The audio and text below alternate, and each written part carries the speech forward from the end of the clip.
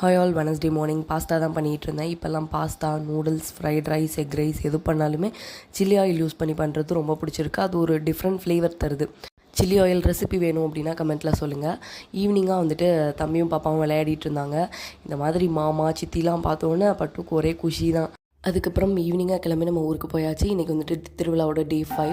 இன்றைக்கி வந்து என்ன பண்ணுவாங்கன்னா சாமிலாம் ஆடி முடிச்சுட்டு அதுக்கப்புறம் காளியத்தான் எல்லாேருக்கும் அரிசி புடச்சி கொடுப்பாங்க. நம்ம அரிசி கொண்டு போகணும். அதை வந்துட்டு அவங்க வாங்கி புடச்சி திரும்ப நமக்கே கொடுப்பாங்க. அதை சாப்பிட்டா நல்லது அப்படின்ட்டு சொல்லுவாங்க.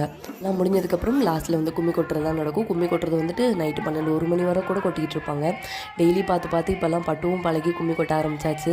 இந்த மாதிரி நம்ம ட்ரெடிஷனை மறக்காமல், பழமை மாறாமல் இதெல்லாமே அடுத்த ஜென்ரேஷனுக்கும் எடுத்துகிட்டு போய் அவங்களும் இது பண்ணுறாங்கன்றதை பார்க்குறப்போ ரொம்ப ஹாப்பியாக இருக்குது.